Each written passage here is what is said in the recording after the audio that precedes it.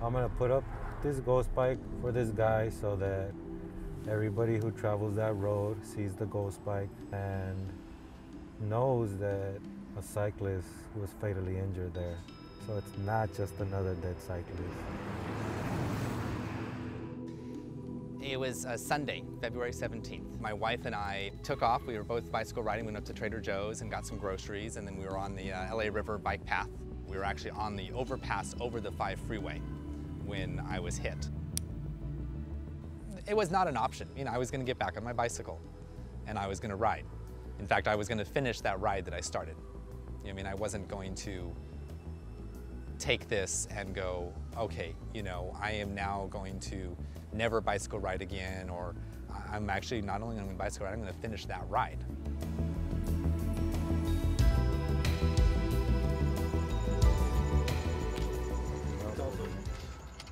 Well, you know what? This helps me appreciate life a little bit more. Because I ride bikes, my son rides bikes. The guy that was riding his bike, we all share the same road. And who's to say that I'm fatally injured one day and somebody has to build a ghost bike for me.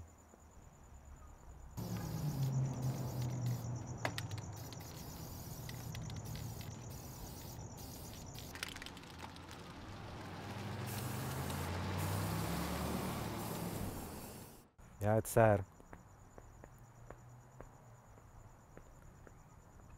And it's also a great way to bring awareness, because wherever I tie up this bike, however cars travel through there, there's gonna be millions and millions of vehicles traveling through that street throughout the years, and they'll for sure see this bike.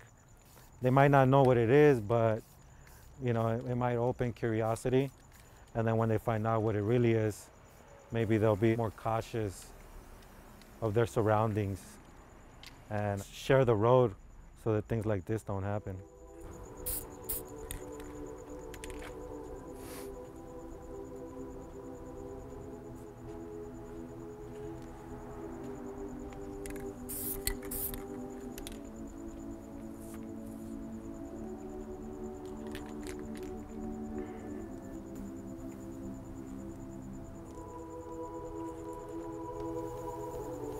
Sometimes I don't realize it, you know, that it's actually going to somebody that passed away.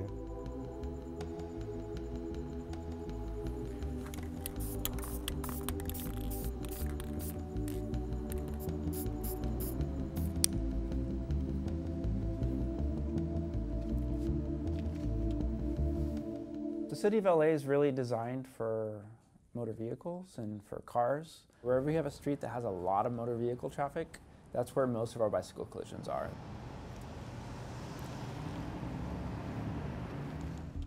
I got literally pinned and dragged by the bottom of his car, and he took off onto the on-ramp of the 5 freeway. I do recall very, very vividly being underneath his car and feeling the road and feeling it scrape the bottom of my back and my rear end.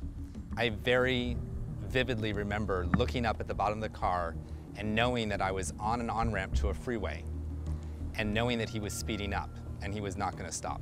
My wife, who had seen the accident, didn't know where I was, and she rode her bike as fast as she could down the on-ramp and onto the freeway, and she came running up to me and she saw me sitting there laying on the freeway. She thought I was dead. That was the very first thing, is I just lost my husband. And I looked up at her and I looked up at her and I said, "This sucks." And those were the happiest words that she had heard that day, you know, because it meant that I was alive.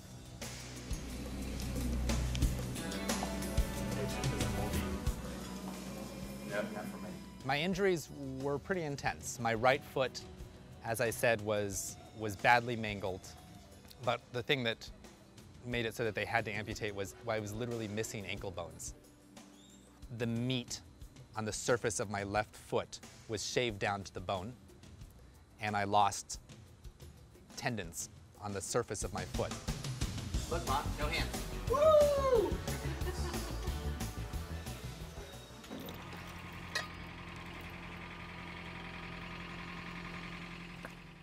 I never thought, I'd be like building ghost bikes and going out there installing them. And when I was young, I was always like the party guy, smoking, drinking, getting into trouble. Now I'm doing the opposite, kind of. I call it my duty to serve out there the community. Even if people don't see it, I feel it. Should be fine. Magic Mountain Parkway and Railroad Avenue, that's where we're going. Okay, got it. We are approximately 30 minutes away.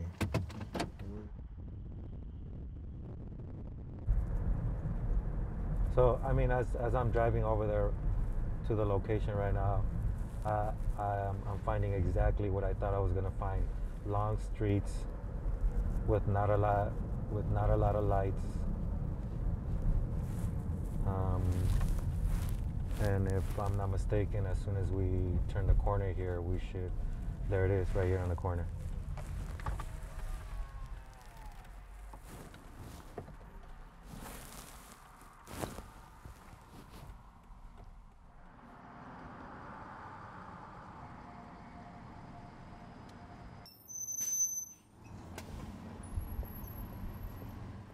About 4 years ago, one of my childhood friends was fatally injured while riding his bike.